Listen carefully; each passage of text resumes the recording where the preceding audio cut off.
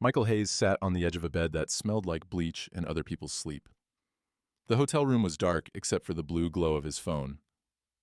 1:03 a.m. He'd been staring at the screen for 4 minutes. Outside, the interstate hummed. Inside, his heart hammered. He dialed. Ring, ring, re. Hello? Male voice. Warm, familiar. Michael's hand went cold. Jake? A pause. Too long. Then, Michael. Listen, man. A door closing, muffled. A woman's voice in the background, sleepy. Who is it? Michael's wedding ring suddenly felt tight. We need to talk, Jake said, calm, almost kind. But not like this. Come home. We'll explain everything. The line went dead. Michael sat there, phone still pressed against his ear. The dial tone droned like a machine flatlining. Then he laughed. Just once. A short, broken sound a man makes when his whole life cracks in half. Michael didn't remember checking out of the hotel. Didn't remember the highway. The state line. The sun coming up over frozen fields. Just the white lines on the road, blurring, his hands on the wheel, the heater blowing cold air because he forgot to turn it on. Jake's voice, looping. We'll explain everything. We. He'd said we. Exterior, highway. Dawn. The truck stop bathroom, fluorescent lights. Michael splashed water on his face, looked in the mirror. A stranger looked back. Red eyes, unshaved, shirt wrinkled.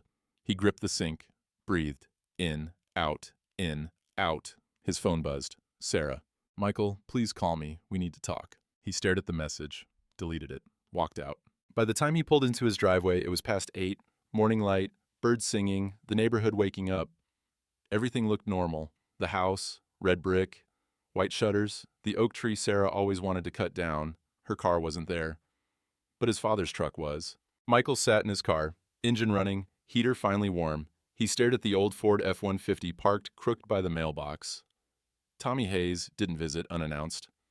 Didn't visit much at all since Michael's mother died 8 years ago. The front door opened.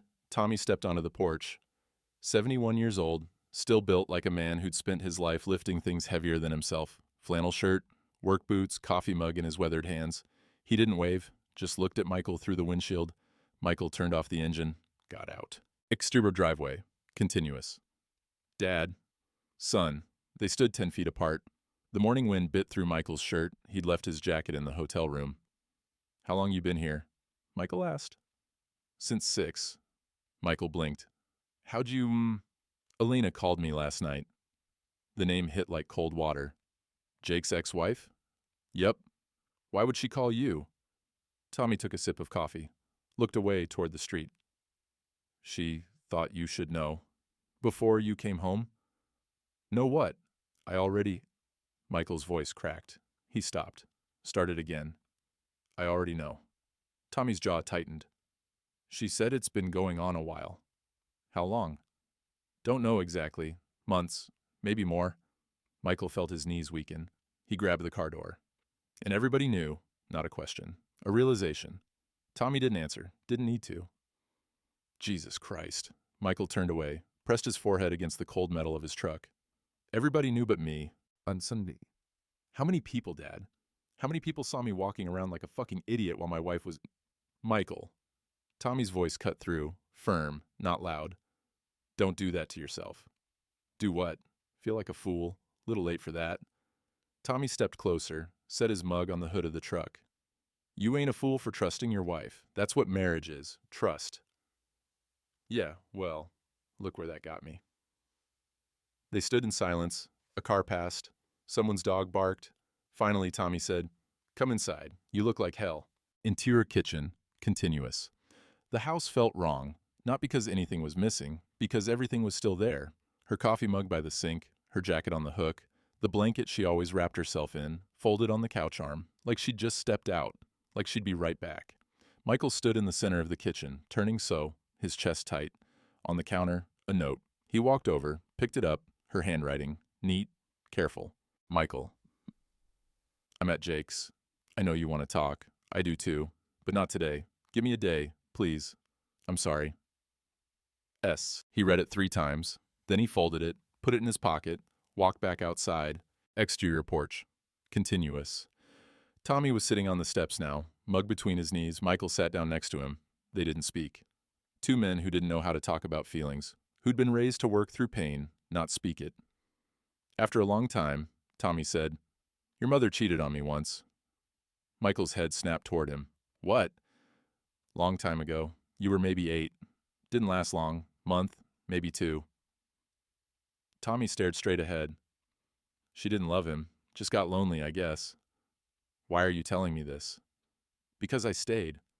And for 2 years, I couldn't look at her without seeing it. Couldn't touch her without thinking about him." Tommy turned to face him. "But I chose to stay anyway. And eventually it got easier." "Eventually." "Yeah." "How long's eventually?" 2 years, give or take." Michael laughed, bitter. 2 years.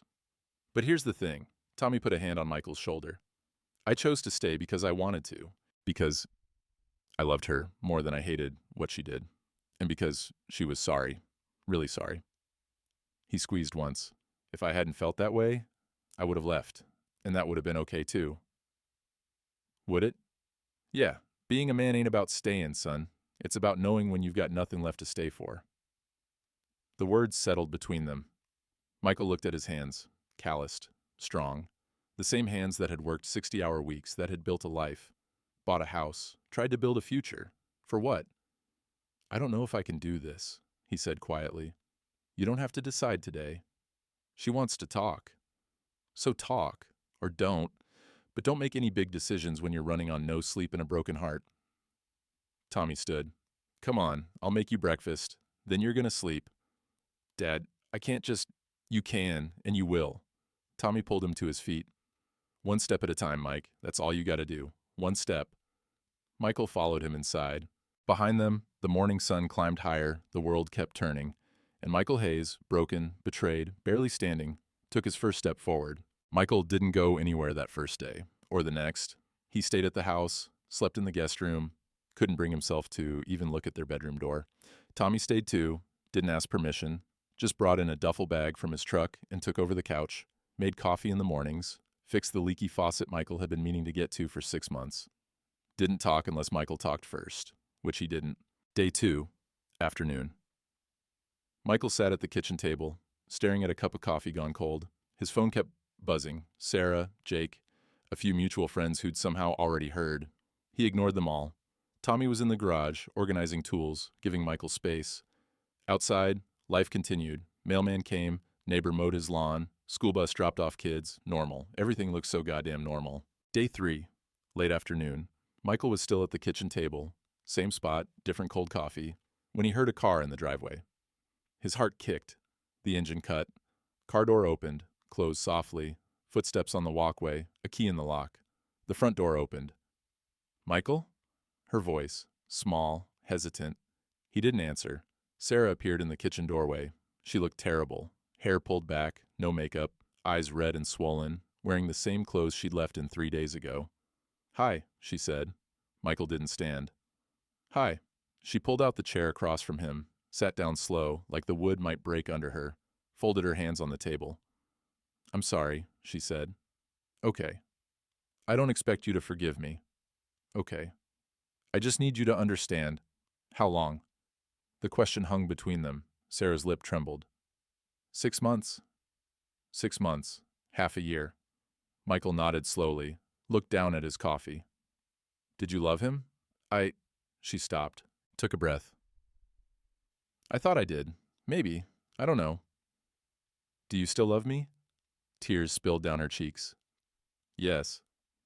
"Then you didn't love me, right?" Sarah flinched like he'd slapped her.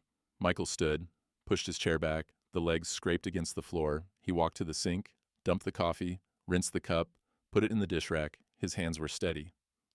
"I'm going to stay at my dad's place for a while," he said without turning around. "You can have the house. We'll figure out the rest later." "Michael, please." "I'm not angry, Sarah." He turned to look at her, and he meant it. His voice was calm, cold, empty. "I'm just done." He walked past her toward the stairs, going to pack. "Jake wants to talk to you," she said quietly. Michael stopped, didn't turn around. "Why?" "He feels terrible. He wants to apologize. Explain." "There's nothing to explain." "Michael, he's your friend." "No." Michael's voice was flat, final. "He's not." Exterior driveway.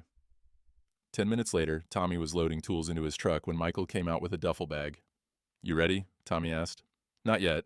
Tommy raised an eyebrow. I need to see Jake first. Tommy studied him. You sure that's smart? Probably not. Want me to come? No, I need to do this alone. Tommy nodded, closed the tailgate. Mike, whatever you're feeling right now, rage, hurt, all of it, that's valid.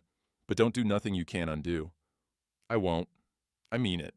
So do I. Tommy searched his face, then said, all right, I'll be here when you get back. Interior Jake's apartment building. Evening. The place was downtown, modern, all glass and steel, everything Michael's old farmhouse neighborhood wasn't. Michael took the elevator to the 4th floor. The hallway smelled like expensive candles and fresh paint. He stood outside apartment 4C, raised his hand to knock. The door opened before his knuckles touched wood. Jake, unshaved, shirt wrinkled, hair a mess, eyes red. He looked like hell. Hey, man, Jake said softly, carefully, like Michael was a bomb that might detonate. I saw you on the door camera. Come in. Michael walked past him, didn't respond. Interior Jake's apartment. Continuous. The place was too clean, minimalist, gray walls, white furniture, black and white photos in expensive frames. No soul, no warmth, just aesthetic. Michael stood in the middle of the living room, didn't sit. Jake closed the door, ran a hand through his hair. You want some water? Coffee? I can... Why? Jake stopped. What? Why'd you do it? Jake's face crumpled. He looked down. God, Michael. I'm so sorry. I never meant for this to... I didn't ask if you meant it. I asked why you did it. Jake was quiet for a long moment. Then he walked to the window, looked out at the city. She was lonely, he said quietly. She called me one night. You were in Denver. She was crying, said she felt invisible. I came over, we talked, and then he trailed off. It just happened. You're a therapist, Jake. Michael's voice was cold, controlled. You know better than anyone that shit doesn't just happen. You let it happen. You chose it. Jake turned around. His eyes were wet. You're right. So why? Because she needed someone. Jake's voice broke. And I was there. And you were always working, Michael, always gone. And I know that doesn't excuse it. I know it doesn't. But she was hurting, and You thought you were rescuing her. Jake blinked, looked startled. Yeah, I guess I did. You weren't. Michael stepped closer. You were just convenient. Jake flinched like he'd been struck. Michael felt nothing, no rage, no satisfaction, just a hollow clarity. I don't hate you, Jake. Jake looked up, confused, hopeful. I should, Michael continued. God knows I should, but I don't. You know why? Jake shook his head. Because hating you would mean you mattered. And you don't. Not anymore. Jake's face went pale. Michael turned, walked to the door, hand on the knob. Michael, wait. He paused, didn't turn around. I never wanted to hurt you, Jake said, his voice small, broken. You're my best friend. I know. Michael looked back over his shoulder. That's the worst part. He opened the door, walked out. Behind him, he heard Jake say something else. Didn't catch it. Didn't care. Exterior parking lot. Night. Michael sat in his truck, engine off, hands on the wheel. He wasn't crying, wasn't shaking, just empty. A knock on the window. He looked up. Elena, Jake's ex-wife. Dark hair pulled back in a ponytail, tired eyes, 2 gas station coffees in her hands. She gestured at the window. Michael rolled it down. Saw your truck, she said. Figured you could use this. She handed him a coffee. Thanks. Can I? She gestured at the passenger seat. Michael nodded. She walked around, climbed in, settled with her own coffee between her knees. They sat in silence. Finally, Elena said, he do the thing where he explains how it just happened and how he never meant to hurt anyone?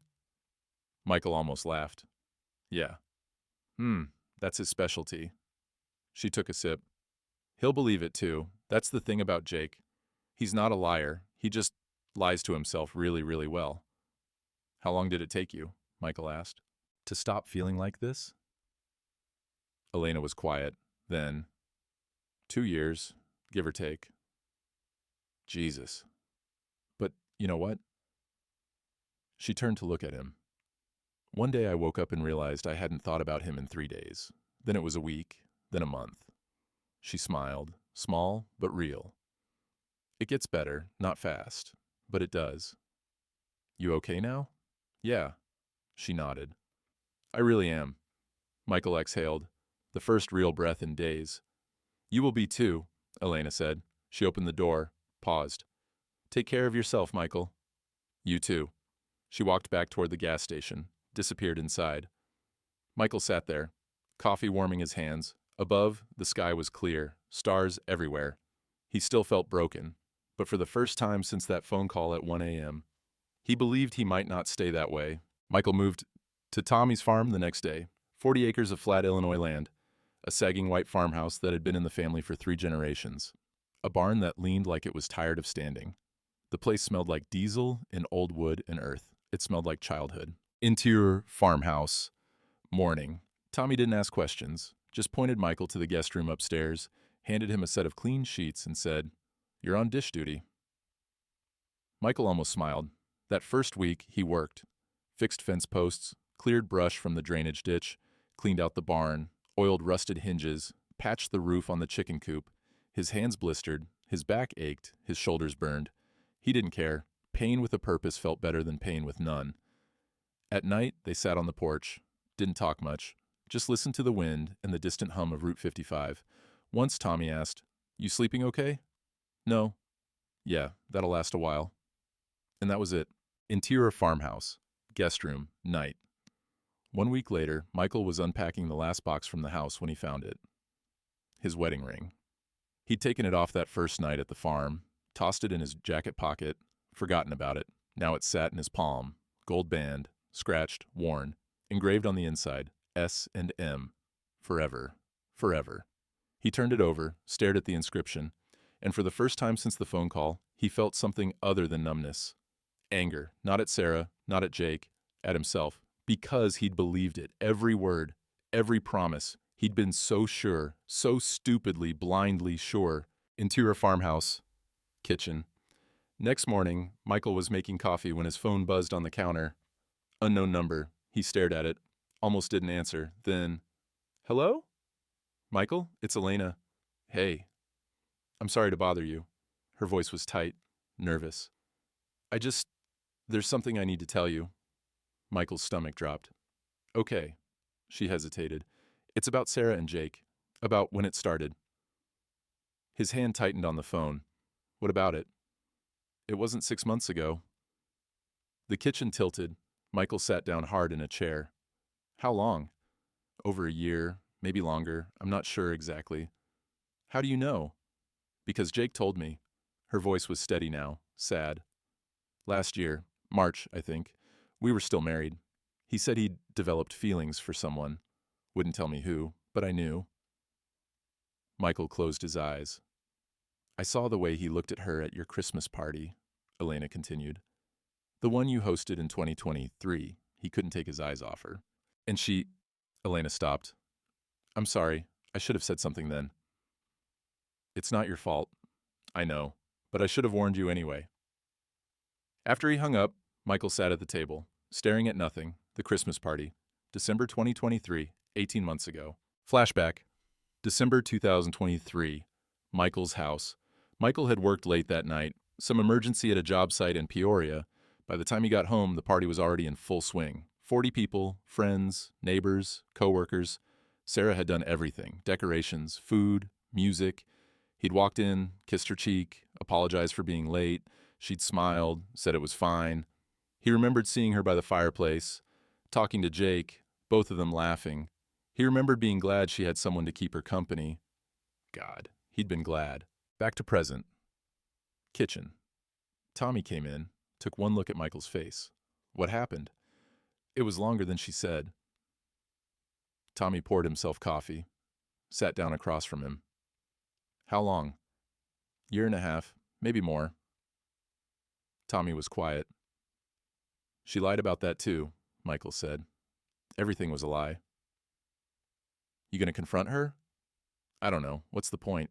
She'll just have another excuse. Tommy took a sip of coffee. What do you want, Mike? I want to know why I wasn't enough. Son, Tommy leaned forward. It's got nothing to do with you being enough. Some people don't know what they got till they lose it. And some people, they just don't know how to be happy, no matter what you give them. Which one is she? Don't know. Don't matter. Tommy's voice was firm. What matters is you. You can't control what she did. You can only control what you do now. I don't even know who I am anymore, Dad. You're a man who got kicked in the teeth. Tommy reached across, gripped his shoulder. But you're still standing, and that counts for something. Exterior farm. Dusk. Michael walked the property line that evening, alone. Hands in his pockets, breath visible in the cold air. The fields were empty. Harvested months ago, just stubble and frozen ground now. He stopped at the old oak tree near the creek, the one he used to climb as a kid, carved his initials in when he was 12. He leaned against the rough bark, closed his eyes, his phone buzzed. Sarah, can we talk, please? I need to explain. He stared at the message, typed, not yet, sent it, turned his phone off. Above him, the sky was turning purple. First stars appearing. He thought about the ring upstairs in his room, about the house they'd bought together, the future they'd planned, the life he thought they were building. None of it had been real, not for her, not for months, maybe years. He'd been living in a marriage that was already over. He just hadn't known it. Interior farmhouse. Late night. Michael couldn't sleep. He went downstairs, made tea, sat at the kitchen table. On the table, an old photo album. Tommy must have left it out. Michael opened it. Pictures of his parents, young, smiling, his mother in a yellow sundress, his father with thick dark hair and no gray, a wedding photo, 1973. Michael studied his father's face. He looked happy, nervous, hopeful. Had he known even then what was coming? The betrayal, the forgiveness, the years of rebuilding? Michael turned the page. A photo of himself, maybe 9 years old, standing between his parents in front of this very farmhouse. Gap-toothed smile, his mother's hand on his shoulder. She'd died when he was 17. Cancer, fast and brutal. He'd never asked his father about the affair after Tommy told him. Never brought it up. Maybe he should have. Michael turned more pages. His high school graduation, his wedding day, him and Sarah cutting the cake. She was beaming in the photo. So was he. Had she been happy then? Really happy? Or had the loneliness already started? Michael closed the album, stood, walked to the window. Outside, the moon was full, the fields silver with frost. He pressed his forehead against the cold glass. His reflection stared back, hollow, tired, older than his 42 years. He didn't recognize himself anymore. And for the first time since the phone call, he cried. Not loud, not dramatic, just quiet tears sliding down his face while the house slept and the moon watched and the world turned without noticing his pain. He cried for the marriage that died slowly while he wasn't looking, for the baby he never knew about, for the man he used to be, the one who believed in promises. He cried until there was nothing left. Then he wiped his face, made more tea, and sat at the table until dawn. Exterior farm. Early morning. Tommy found him on the porch at sunrise, coffee cup empty, eyes red, sat down next to him, didn't say anything. They watched the sun come up over the fields. Finally, Tommy said, "You're going to be okay." Michael didn't answer. "I know you don't believe me yet," Tommy continued, "but you will. One day you'll wake up and the weight won't be so heavy. And the day after that, it'll be lighter still." "How long?" "However long it takes. Ain't no timeline for grief." Michael looked at his father. "You ever regret staying with Mom?" Tommy thought about it. "Some days, yeah, but most days, no. We had something worth saving. Even after everything." He paused. "You and Sarah, I don't know if you did. Neither do I." "Then you already have your answer, son." The sun climbed higher, and Michael Hayes sat with his father on the porch of his childhood home and watched a new day begin, broken, but breathing. Michael didn't plan to go back to the house, but 3 days later, he needed his tools, work boots, the title to his truck, something about registration renewal. He drove over midday, Wednesday. Sarah would be at work. Her schedule was predictable. Always had been. Her car wasn't in the driveway. Good. Interior Michael and Sarah's house. Day. The house felt like a museum, everything in place, dust starting to settle on surfaces, mail piling up on the counter. Michael grabbed his tools from the garage, found his boots in the mudroom, went to the office for the truck title. That's when he saw it. The filing cabinet. Second drawer, slightly open. He'd never been one to snoop. Believed in privacy, in boundaries, in trust. But trust was dead now. He pulled the drawer open. Files, bills, tax returns from the last 5 years, insurance documents, and a folder labeled in Sarah's handwriting, Medical, 2023. Michael didn't remember going to the doctor in 2023. He'd been healthy, no issues. He opened it. The world stopped. Documents. Hospital intake form. Sarah Hayes. Date, March 14, 2023. Reason for visit, vaginal bleeding, cramping, diagnosis miscarriage, approximately 9 weeks gestation. Emergency contact, Jake Morrison. Michael's hands shook. There was more. A letter, handwritten, Sarah's neat cursive. Pages, unsent, creased like it had been folded and unfolded many times. Michael, I'm writing this because I don't know how to say it out loud. I've tried 3 times now, but every time I open my mouth, nothing comes out. I lost the baby. I know we weren't trying. I know we said we'd wait until you made senior electrician, until we paid off more of the mortgage, until everything was stable. But when I found out I was pregnant, I was happy, really happy. I thought maybe this was it. Maybe this was the thing that would make us again. I called you that morning. You were in Denver. You said you had back-to-back meetings and you'd call me back. You didn't. I started bleeding that night, heavy, scared. I didn't know what to do. I couldn't reach you.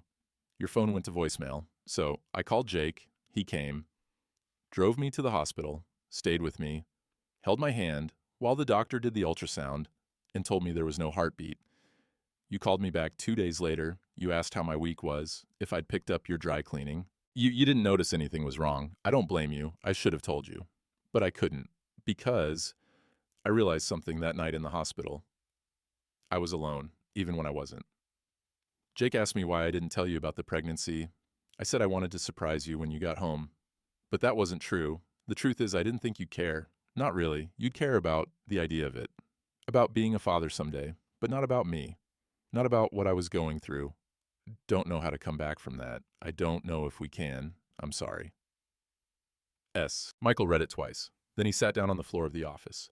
Put his head in his hands. Didn't move. The sun shifted. Shadows grew long. He didn't know how much time passed. Finally he stood, legs stiff, back aching. He folded the letter carefully, put it back in the folder, closed the drawer, walked to the bedroom. Their bedroom. He hadn't been in here since he'd left. The bed was made. Her side. His side. The comforter smooth. He sat on his side, looked at her nightstand, a book, a lamp, a framed photo of their wedding day. He opened her nightstand drawer, more letters, a journal, loose papers. He hesitated. Then, fuck it. He picked up the journal. Journal entry, March 20th, 2020. Jake came by again, today, brought soup. Didn't try to fix anything or tell me it would be okay. Just sat with me while I cried. Michael still doesn't know. I'm not going to tell him. What's the point? He'll feel guilty for 5 minutes, then he'll go back to work, and I'll still be here. Alone. Jake asked me why I stay. I told him I loved Michael. He asked if love was enough. I didn't have an answer. Journal entry, April 3rd, 2020. Michael got promoted today. He was so excited. Took me out to dinner. I tried to be happy for him. I really did. But all I could think was, I lost our baby, and he doesn't even know. And if I tell him now, it'll ruin his moment. So I smiled, said I was proud, ordered the salmon. Jake texted me later, asked if I told him. I said no. He said, you deserve someone who notices. Michael closed the journal, set it down gently, stood, walked out of the bedroom, out of the house, got in his truck, sat there. His chest felt like it was caving in. Interior truck. Continuous. Michael pulled out his phone, scrolled back through his calendar. March 14th, 2023, Denver, Regional Training Conference. Meetings 8 a.m. to 6 p.m. He'd gotten an award that trip, top contractor in the Midwest Division. Thought he was winning, didn't know he'd already lost everything. He scrolled further. March 16th, flew home. His notes. Remember to pick up dry cleaning. That was the day he'd called her back and asked about laundry while she was bleeding out their future. Michael put the phone down, pulled the wedding ring from his pocket. He'd been carrying it everywhere. Didn't know why. Looked at it now. S and M. Forever. He rolled down the window, held the ring out over the gravel parking strip beside the road. Just held it there. The sun was setting, red and orange, dying light. He could drop it, right now, let it disappear into the weeds, be done with it, but his fingers wouldn't open, because the ring wasn't the problem. The marriage wasn't the problem. He was the problem. He'd been so busy building a future that he'd forgotten to live in the present. So busy providing that he'd stopped being present. Sarah had been drowning, and he'd been too busy to notice. Michael pulled the ring back inside, rolled up the window, started the engine, drove. Exterior. Roadside. Dusk. He pulled over somewhere, side road, middle of nowhere, turned off the engine, got out, walked into the empty field beside the road, and threw the ring as hard as he could, watched it disappear into the dirt and dying grass. Then he got back in his truck and drove to the farm. Interior farmhouse. Night. Tommy was at the stove, making chili, looked up when Michael walked in, took one look at his face. What happened? Michael sat down at the table. She was pregnant. Tommy turned off the stove. When? Year and a half ago. Lost it. I was in Denver, didn't call her back. Michael's voice was flat, dead. Jake took her to the hospital. Tommy pulled out a chair, sat down heavy. Jesus, son. I didn't know. Michael's voice cracked. I didn't even notice something was wrong. Did she tell you? After? No, she didn't think I'd care. The words hung there. Terrible. True. Tommy reached across the table, put his rough hand over Michael's. You can't fix the past. I know. But carrying it won't help either. Michael looked up, eyes burning. I killed my marriage, Dad. Not her, not Jake. Me. You both did. But I started it. I left her alone. I chose work over all. You chose to provide. That ain't a sin. It is if you forget what you're providing for. Tommy squeezed his hand. You made mistakes. So did she. You're both guilty. You're both victims. That's how most marriages die. Slow. From both sides. Michael pulled his hand back, stood, walked to the window, outside, darkness, stars. I threw the ring away, he said quietly. Good. I don't know who I am anymore. Then figure it out, one day at a time. Tommy stood. But stop punishing yourself. She made her choices. You made yours. Can't nobody change that now.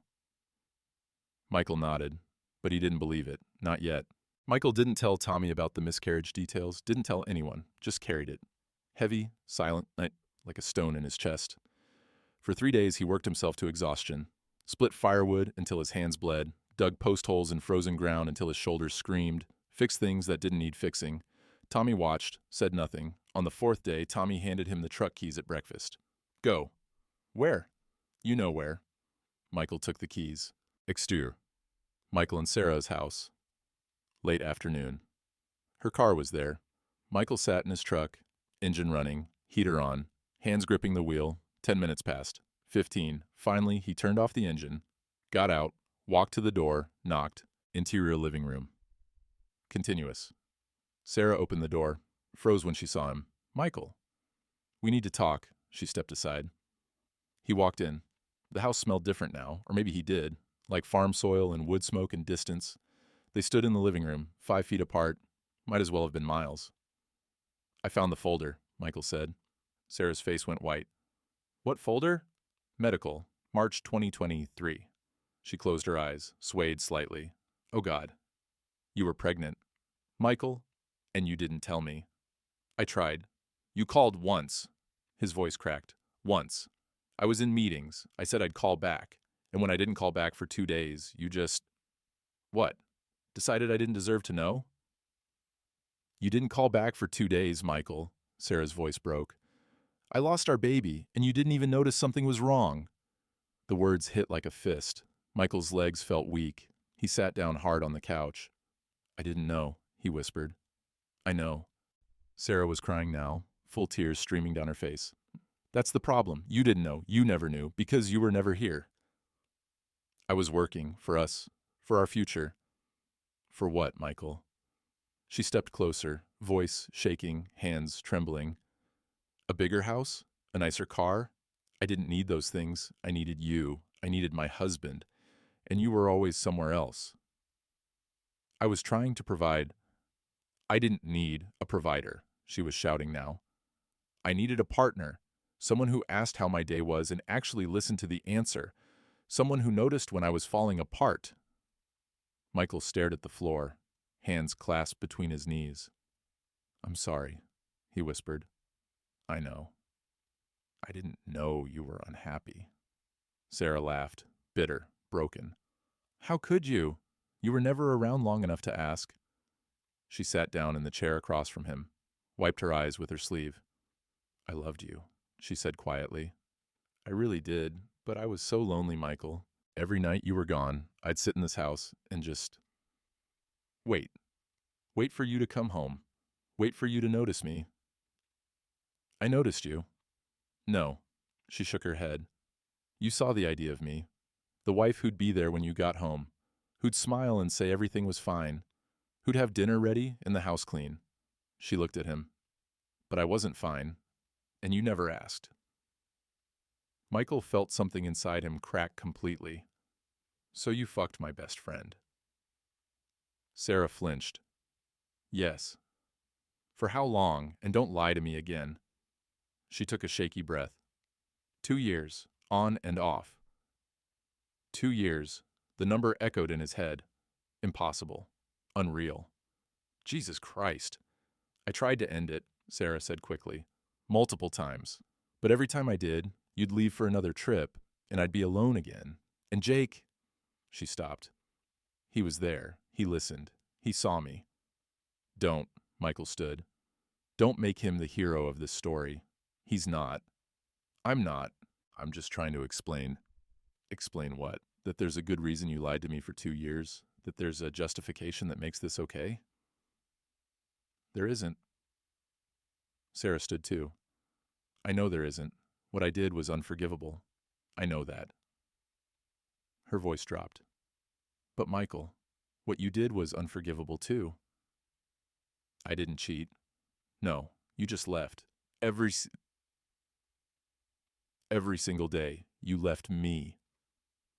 The silence between them was deafening. Michael felt tears on his face. Didn't remember starting to cry. I'm sorry about the baby, he said finally. I'm so sorry I wasn't there. That I didn't call back. That I didn't... His voice broke. I should have been there. Yes. Sarah was crying too now. You should have. And I'm sorry I worked too much. That I didn't see you. That I didn't... He couldn't finish. I'm sorry too, Sarah whispered. For lying. For betraying you. For hurting you. They stood there. 2 people who'd once loved each other. Who maybe still did, in some broken, ruined way. But not enough. Not anymore. When did we lose each other? Michael asked. Sarah thought about it. I don't know, slowly, a little bit every day. The miscarriage? Before that, after that, I don't know. She wiped her face. We just stopped being a team, became 2 people living in the same house. Michael nodded. He understood now. The marriage hadn't died in one moment, not with a phone call or a betrayal. It had died slowly, from neglect, from absence, from 2 people who forgot how to see each other. I'm not sorry for leaving, he said finally. I can't stay. Not after this. I know. But I am sorry for my part in it, for not being there, for choosing work over you, over us. Thank you. Sarah's voice was small. That means something. Michael walked to the door, hand on the knob, paused. Were you ever going to tell me about the baby? Sarah was quiet. Then, I don't know. Part of me wanted to. Part of me thought it would just make things worse. It would have changed everything. I know. He opened the door. Michael? He looked back. For what it's worth. She was sobbing now. You deserved better than me. Michael almost smiled, sad, broken. Yeah, so did you. He walked out, closed the door behind him. Exterior. Driveway. Continuous. Michael sat in his truck, didn't start it, just stared at the house through the windshield. The porch light came on. He could see Sarah through the window, sitting on the couch, face in her hands, shoulders shaking. He thought about going back in, thought about forgiving her, thought about trying again. Then he remembered. She'd lied for 2 years, looked him in the eye every day and smiled, let him believe they were okay. And he remembered. He'd worked through anniversaries, birthdays, quiet weaknesses when she needed him. They'd both killed this marriage, slowly, together. He started the engine, backed out of the driveway, drove away. This time he didn't look back. In T-Shore Farmhouse. Late night, Tommy was at the kitchen table when Michael walked in. Coffee, newspaper, reading glasses. He looked up, saw Michael's face. You talked to her? Michael nodded, sat down heavy. Tommy poured him coffee, slid it across. How'd it go? She was lonely. I was absent. Michael wrapped his hands around the mug. We both killed it, different weapons. Same result. Tommy nodded slowly. That how most marriages die. Yeah. She tell you about the baby? She tried to. I was too busy to listen. Tommy was quiet. Then, you can't fix the past, son. I know. But you can learn from it. I don't know if I want to. Learning from it means accepting that Michael stopped. That I failed. As a husband. As a man. No. Tommy leaned forward. It means accepting that you're human. Humans fail. That's what we do. The question is, what do we do after? I don't know. Then you got time to figure it out. They sat in silence. The clock ticked. The heater hummed. Finally, Michael said, I didn't think it would hurt this much. What? Realizing I'm the villain, too.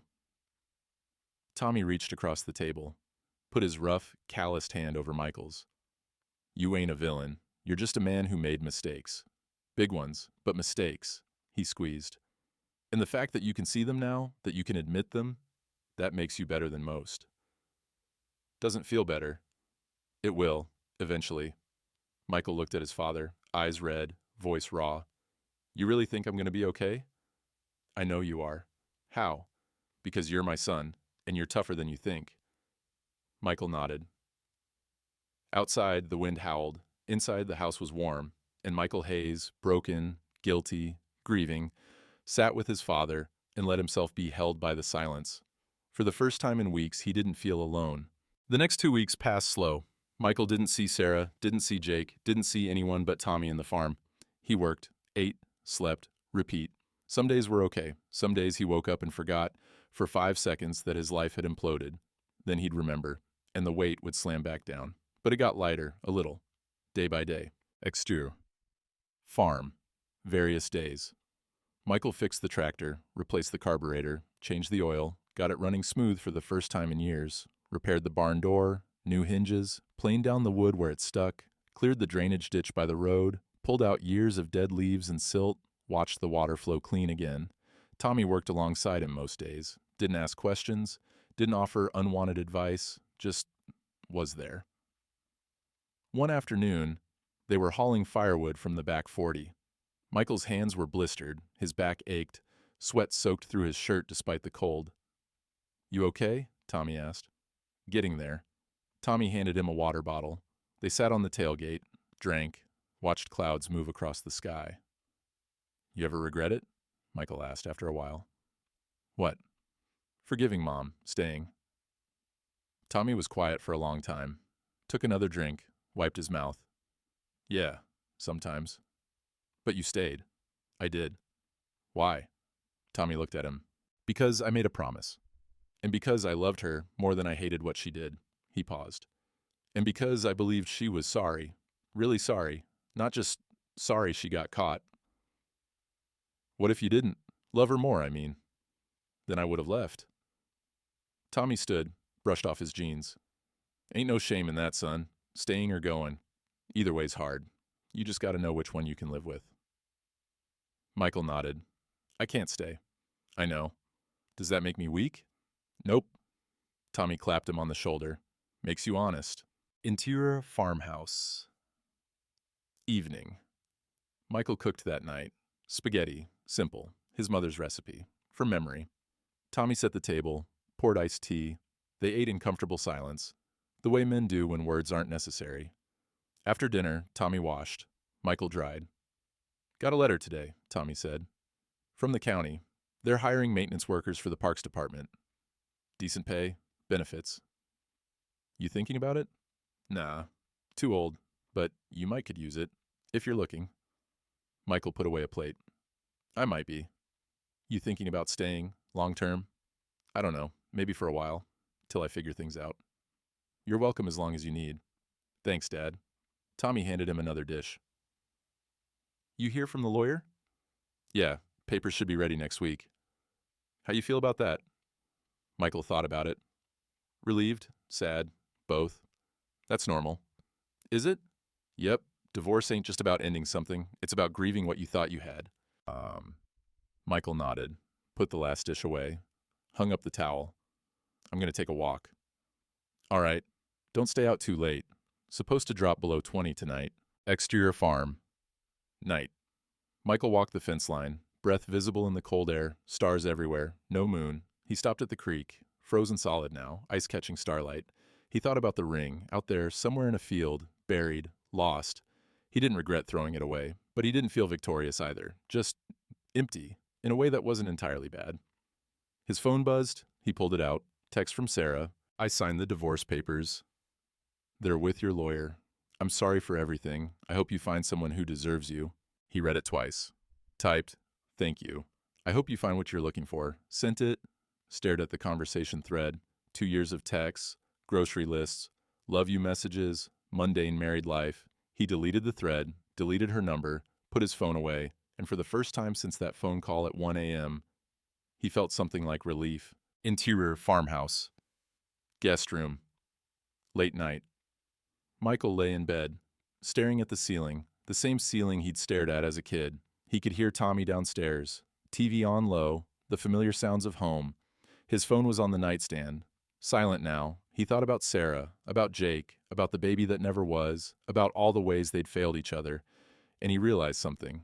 He didn't hate them. He didn't even hate himself anymore. He just felt tired and sad and ready to let it go. Not forget, never forget, but let go. There was a difference. Exterior. Farm. Early morning, Michael woke before dawn. Couldn't sleep, wasn't restless, just awake. He made coffee, put on his coat, walked outside. The world was gray, pre-dawn light, everything quiet except the wind. He sat on the porch steps, sipped his coffee, watched the sky lighten. Thought about the job posting Tommy mentioned. Parks department, steady work, local. He could stay at the farm, help Tommy, build something new, or he could leave. Start fresh somewhere else, Chicago, St. Louis, somewhere nobody knew him. Both options felt possible. Neither felt wrong. That was new. The sun broke the horizon, gold and pink, a new day. Michael finished his coffee, stood, stretched. Behind him the door opened. Tommy stepped out, coffee in hand. Morning? Morning. Tommy sat down on the steps. Michael joined him. They watched the sun rise together. After a while, Tommy said, You sleep? Some. Dreams? Nah, just quiet. Good. They sat in silence. Father and son, survivors both. Finally, Michael said, I think I'm going to apply for that Parks job. Tommy nodded. Good choice. Yeah? Yeah, staying put for a while. Healing where you got hurt. That takes guts. Or stupidity. Same thing sometimes. Michael smiled, small, real, the first one in weeks. They finished their coffee as the world woke up around them. And Michael Hayes, broken but not destroyed, guilty but not damned, felt something he hadn't felt in a long time. Peace. Not happiness, not yet, but peace. And for now, that was enough. Spring came slow. March brought mud and rain. The fields thawed. Ice melted. Water ran in the ditches. Michael had been at the farm for 2 months. The divorce papers were signed, filed. The house was on the market. He'd gotten the Parks job, started the week before, manual labor, fixing playground equipment, mowing grass, cleaning bathrooms. It was honest work. Simple. He liked it. Life was moving forward, slowly, but forward. Then Elena called. Interior farmhouse. Kitchen. Morning. Michael's phone rang while he was packing his lunch. 6:45 a.m. Unknown number. He almost didn't answer. Hello? Michael, it's Elena. Her voice was tight, scared, wrong. Hey, you okay? No, She took a shaky breath. I need help, and I know I have no right to ask, but I don't know who else to call. What happened? Jake is fighting me for custody of my kids. Michael's hand froze on his lunchbox. What? He filed 3 weeks ago, says I'm unstable, that I've been harassing him and Sarah, that I'm not fit to... Her voice broke. He's lying, Michael, about everything, but his lawyer is expensive and good, and I can't afford... Where are you? Home. I'm coming over. Michael, you don't have to... I'm coming. He hung up, grabbed his keys. Tommy looked up from his coffee. Everything okay? No. I gotta go. Need help? Not yet. Maybe later. Tommy nodded. Be careful, son. Interior Elena's apartment. Day. The place was small. 2 bedrooms, clean but cramped. Kids' drawings on the fridge, toys in a basket by the couch. Elena sat at the kitchen table surrounded by papers. Her eyes were red, hands shaking, coffee gone cold in front of her. Michael sat down across from her. "Show me." She slid a folder across. Legal documents, stamped, official. Michael opened it, read. Petitioner Jake Morrison claims respondent Elena Morrison has exhibited erratic behavior, including repeated unwanted contact with petitioner and his partner Sarah Hayes, defamatory statements to mutual acquaintances, emotional instability documented by previous mental health treatment. "This is bullshit," Michael said. "I know," Elena wiped her eyes. "But I can't prove it. He's got Sarah testifying, saying I called her drunk, threatened her, left voicemails." "Did you?" "I called her once to warn her, to tell her what Jake did to me, that he—" She stopped. She hung up on me. 2 days later, I got a cease and desist letter from Jake's lawyer. Michael's jaw tightened. "When's the hearing?" "Friday, 4 days." "What do you need?" Elena looked at him, desperate. "Proof that he's lying, that he's manipulating this, that I'm not—" Her voice broke. "I can't lose my kids, Michael. They're all I have." Michael was quiet for a long moment, then said, "I have something." Elena blinked. "What?" "Text messages. Between Jake and Sarah.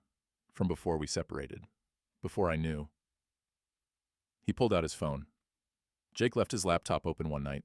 Last year, I saw the messages, took screenshots. I don't know why, just felt wrong." Elena's eyes widened. "What do they say?" Michael scrolled, found them, turned the phone toward her. Text messages. Jake to Sarah, May 24. Jake. Elena's asking questions again. Sarah. About us? Jake. Yeah, told her she's being paranoid, that she should talk to her therapist about her anxiety. Sarah. Will that work? Jake. It has before. Nobody believes her anyway. I've been documenting her episodes for months. Jake. Michael called. Says he's coming home early from Phoenix. Sarah. Shit, what do we do? Jake. Nothing. We're careful. He doesn't suspect. Sarah. How do you know? Jake. Because he trusts me, always has, makes it easy. Elena read them, hand over her mouth. Oh my God. There's more. Michael scrolled. Months of them. Planning when to meet, how to cover tracks, him coaching her on what to say if I found out. He paused. And him talking about you, calling you unstable, paranoid, building a narrative. He was planning this. Elena's voice was hollow. Even back then, building a case against me. Yeah. Can I... She looked up, hope and fear in her eyes. Can I use these? In court? Michael hesitated. If he gave her these messages, it would destroy Jake. His career, his reputation, his relationship with Sarah. Everything. A therapist who gaslighted his wife, who documented her anxiety to use against her later, who manipulated situations to make her look unstable. It would end him. Michael thought about revenge, how good it would feel. He thought about the phone call at 1 a.m., the lies, the miscarriage, the 2 years of deception. He could hurt Jake the way Jake had hurt him, but then he looked at Elena, at the custody papers, the fear in her eyes, the kids' drawings on the fridge, a stick figure family, Mommy, Emma, Liam, and he realized this wasn't about him or Jake or revenge. This was about 2 kids who needed their mother. Yeah, he said, use them. Michael, I don't want them. I don't need them anymore. He forwarded the screenshots to her email. Make sure your kids stay with you. That's what matters. Elena started crying. Thank you. God, thank you. Don't thank me. Just be a good mom. You already are. But keep being one. She nodded, wiped her eyes. You're a good man, Michael Hayes. I'm trying to be. Extra. Parking lot. Afternoon. Michael sat in his truck outside Elena's building. His phone buzzed. Tommy, how'd it go? Michael typed. Good. I think I did something right. Tommy, proud of you, son. Michael put his phone down, leaned back in his seat, closed his eyes. For 2 months, he'd carried anger, bitterness, the need to make them hurt the way they'd hurt him. And now, it was gone. Not because he'd forgiven Jake. He hadn't, maybe never would, but because he'd found something better than revenge. Purpose. He'd helped someone, protected someone, not for himself, but because it was right, And that felt like the first real breath he'd taken since that phone call at 1 a.m. Interior farmhouse. Evening. Michael came home to the smell of pot roast, Tommy in the kitchen, radio playing low. "Smells good," Michael said. "Your grandmother's recipe. Figured we could use a real meal." They ate at the table, pot roast, mashed potatoes, green beans from last summer's garden, frozen and reheated. After a while, Tommy said, "Elena, get what she needed?" "Yeah," I gave her some evidence. Text messages I'd saved. Should help her case. "Evidence against Jake?" "Yeah." Tommy nodded, took another bite. "That cost you?" "What do you mean?" "Giving her ammo that could destroy him. That had to feel like giving up a weapon." Michael thought about it. "No, it felt like putting one down." Tommy smiled, small, proud. "That's growth, son." "Is it?" "Yep. Revenge makes you feel strong, but mercy makes you free." Michael set down his fork. "I don't think I've forgiven him. Or her. I don't know if I can." "Don't have to. Forgiveness is for you, not them. And it comes when it comes. Can't force it." "Then what was today?" "Today was you choosing to help someone instead of hurt someone. That's different. That's just being decent." Michael nodded, picked up his fork, kept eating. Outside, the sun was setting, spring light turning gold. Inside, two men ate dinner and didn't need to say anything more. Because some things don't need words. Sometimes being together is enough. Interior Michael's room. Night. Michael lay in bed, phone on the nightstand. Not buzzing, not lighting up, just quiet. He thought about Elena, about her kids, about the hearing on Friday. He hoped it was enough. The messages, the evidence. He hoped those kids got to stay with their mom. And he realized that hope felt better than any revenge ever could. He closed his eyes, for the first time in 2 months. He slept through the night. No nightmares, no waking at 1 a.m., heart pounding, replaying that phone call.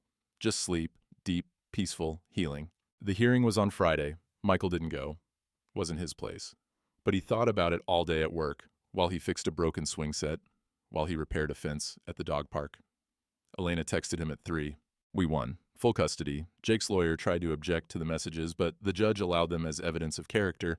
Jake walked out before it was over. "Thank you. I don't have words big enough." Michael read it twice, typed, "Your kids are lucky to have you." She sent back, "You saved us." He didn't respond, just put his phone away and finished his shift. That night, Tommy made burgers on the grill.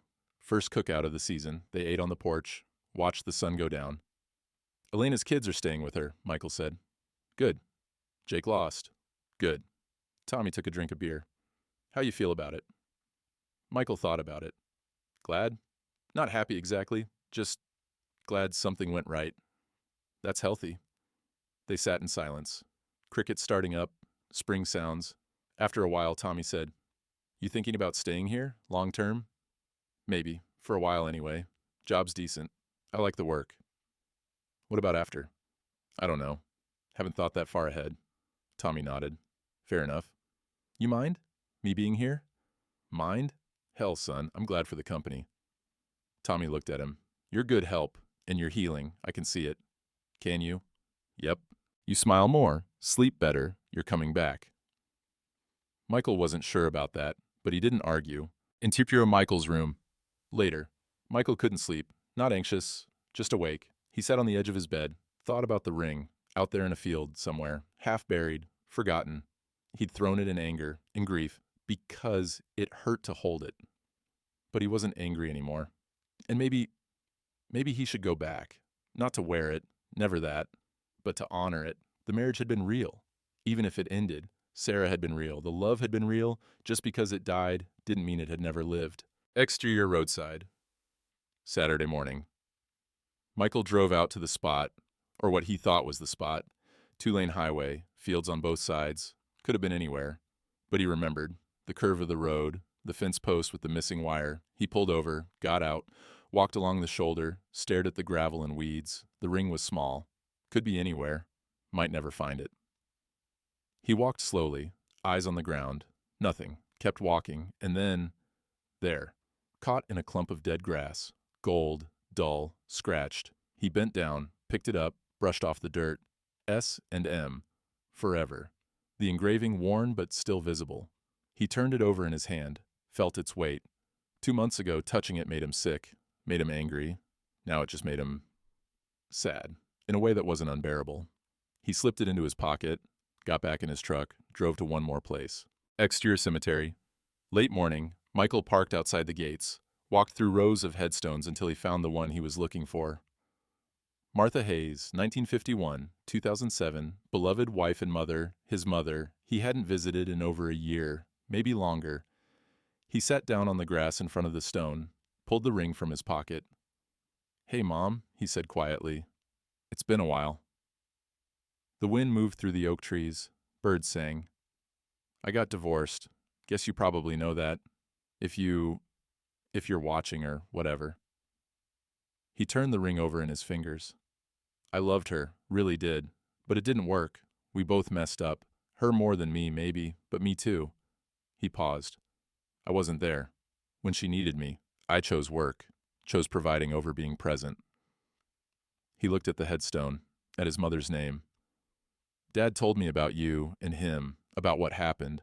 I never knew. You two seemed so solid." He was quiet for a moment. "I don't know how he forgave you. I couldn't. Couldn't forgive Sarah. Maybe I will someday, but not yet." He set the ring on top of the headstone, balanced it there. "I thought about leaving this here, letting it go completely." A cloud passed over the sun, shadow, then light again. "But I think I'll keep it. Not to wear, just to remember. The good parts, before everything broke." He picked up the ring, slipped it back in his pocket. "I'm gonna be okay, Mom. It hurts, but I'm gonna be okay. Dad's helping. The farm's helping." He stood, brushed grass off his jeans. "I'll come back soon, I promise." He walked back to his truck. Above him the sky was clear, blue, bright. He felt lighter, not healed, but lighter. Into your truck. Continuous. Michael sat in the parking lot, engine running. He pulled out the ring one more time, looked at it. Then he opened the glove box, found a small Ziploc bag, put the ring inside, sealed it, put it back in the glove box. Not thrown away, not buried, not hidden, just stored, safe, honored. A memory of something that was real, even if it ended. Exterior. Farm. Afternoon. When he got home, Tommy was in the garden, turning soil, getting ready to plant. "Where'd you go?" Tommy asked. "Had to do something."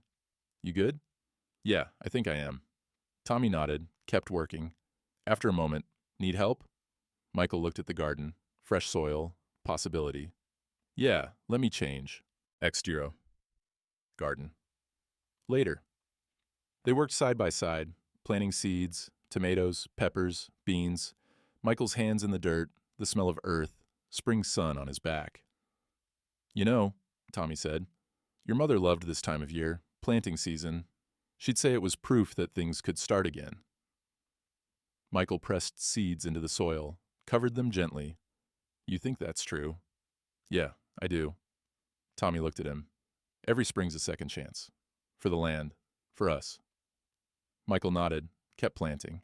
And for the first time since the phone call at 1 a.m., since the betrayal, since the grief, he believed it. Not fully, not yet, but he believed that maybe, someday, he'd grow something new from this broken ground. Interior farmhouse. Evening. That night, Michael took a shower, put on clean clothes, came downstairs. Tommy was watching TV, some old Western. Michael sat down next to him. They didn't talk, just watched. John Wayne on a horse. The good guy winning. During a commercial, Tommy said, "You did good this week, helping Elena, making peace with things." "Thanks. I'm proud of you." Michael felt his throat tighten. "Thanks, Dad." They went back to watching the movie.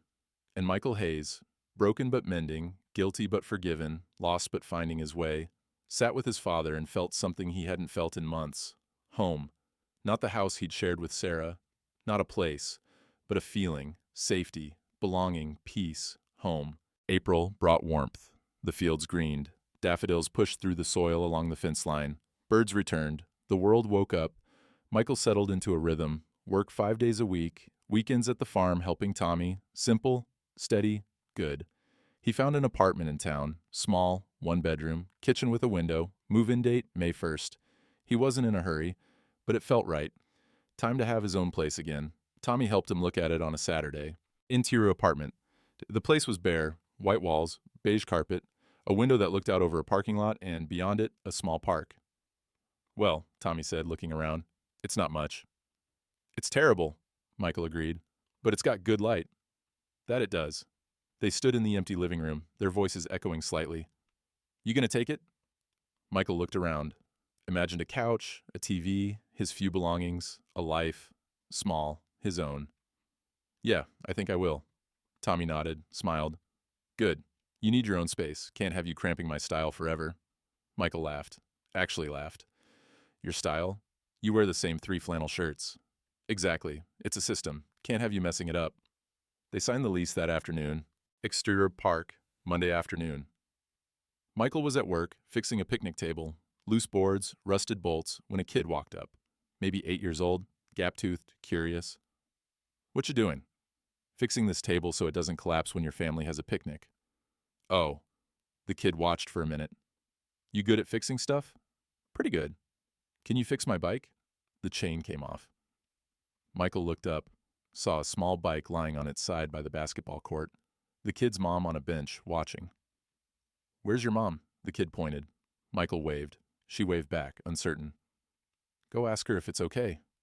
The kid ran over, talked to his mom. She nodded. The kid ran back. She said yes. Michael set down his tools, walked over to the bike. The chain was off the gears. Simple fix. He flipped the bike upside down, worked the chain back on, adjusted the tension. 2 minutes. There you go. Good as new. The kid's face lit up. Thanks, mister. He hopped on and pedaled away, wobbling, happy. The mom walked over. Thank you. He's been upset about that all morning. No problem. Easy fix. You work for the Parks Department? Yeah. Started last month. Well, thank you. Really. She smiled, walked back to her bench. Michael finished the picnic table, packed up his tools, and realized he felt good. Not happy exactly, but good. He'd helped someone, made a kid's day better, done something small and decent. It wasn't much, but it was something. Interior Diner. Wednesday night, Michael stopped at the Bluebird on his way home from work. Late dinner. He'd been meaning to try it for weeks. The place was a local institution. Been there since the 60s. Red vinyl booths, checkered floor, neon open sign. He slid into a booth. A waitress came over. Mid-50s, kind eyes, name tag, Deb. What can I get you, hun? Coffee. And what's good? Meatloaf's fresh today. So's the pie. I'll take both. She smiled. Man after my own heart. She brought coffee. He wrapped his hands around the mug. Warm, comforting. The diner was half full. Regulars mostly. A couple in the corner. An old man reading the paper. 2 teenagers sharing fries. Normal life. Happening all around him. He'd forgotten what that looked like. Deb brought his food. Meatloaf, mashed potatoes, green beans. You new in town? She asked. Not exactly. Grew up around here. Been away a while. Came back. Well, welcome home. Thanks. He ate slowly. No rush. The food was good. Simple. Honest. When Deb brought the pie, apple, still warm, she said, on the house. You looked like you needed it. I didn't. Hun, I've been doing this 30 years. I know the look. She patted his shoulder. It gets better, whatever it is. She walked away before he could respond. Michael looked down at the pie, took a bite. It was perfect. And for reasons he couldn't explain, his eyes stung. Not from sadness, from something else. Kindness, from a stranger, for no reason except she saw someone hurting and wanted to help. He finished the pie, left a $20 tip on a $12 meal. Interior farmhouse. Night. Tommy was watching the news when Michael got home. You're late. Stopped at the Bluebird. Deb still working there? Yep. She give you free pie? How'd you know? Tommy smiled. She does that. Been doing it for years. Feeds half the broken hearts in this county. I'm not. Michael stopped. Okay, maybe I am. Ain't no shame in it. Michael sat down. Tommy muted the TV. You doing okay? Tommy asked. Yeah, I think I am. You sound surprised. I am, a little. Michael leaned back. I helped this kid fix his bike today, and a waitress gave me free pie, and I didn't think about Sarah or Jake once. Not once? Not till now, Tommy nodded. That's how it starts. Little moments, then they add up. You think I'll ever be normal again? Define normal. Michael thought about it.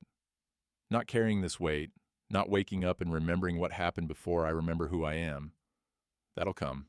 Already is, sounds like. Michael nodded. I'm moving into the apartment May 1st. I know, you told me. You okay with that? Me leaving? Son, you're not leaving. You're moving 10 minutes away. Tommy smiled. And I'm proud of you, starting over, building something new. I don't know what I'm building yet. Nobody does. That's the point. They sat in comfortable silence, the TV flickering, the house warm. After a while, Tommy said, Your mother would be proud too. You know that, right? Michael's throat tightened. You think? I know. Exterior. Farm. Late evening. Michael stood on the porch, looking out at the fields. New growth everywhere. Green and alive. His phone buzzed. Text from Elena. The kids wanted me to send you this. A photo. A drawing. Crayon. 3 stick figures holding hands. 2 small, 1 tall. Above them in a child's handwriting. Thank you, Mr. Michael. He stared at it. Felt something in his chest crack open in a good way. He saved the photo, set it as his phone background. Then he looked back out at the fields. The sun was setting, pink and gold, beautiful, and Michael Hayes, broken but healing, alone but not lonely, scarred but still standing, breathed in the spring air and smiled. A real smile, small, genuine, his. He was going to be okay, not today, not tomorrow, but someday. And for now, that was enough. Exterior. Farm. Early morning. 6 months later, Michael stood at the edge of Tommy's field. October again, dawn breaking, coffee in his hand, work boots on, a year since the phone call, a year since his life exploded. He'd survived, not the way he thought he would, not without scars, but he'd survived. Behind him, Tommy's truck pulled up. The old man got out, walked over, handed Michael a thermos. Brought you more coffee.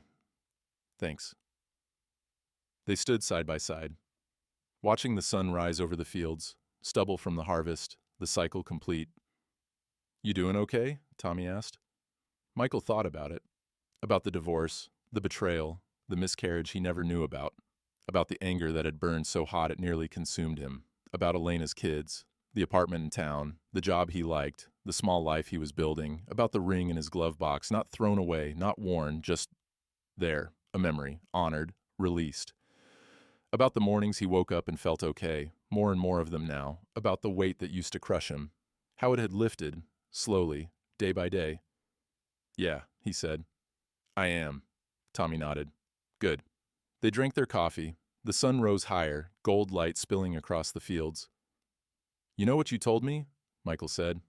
About being alone. What about it? You were right. Being alone ain't the same as being lonely. Tommy smiled. Took you long enough to figure that out? Michael almost laughed. They finished their coffee in silence. And Michael Hayes, broken, betrayed, rebuilt, stood there in the morning light, breathing, alive, free. The world turned, the sun rose, and he was okay. Fade out.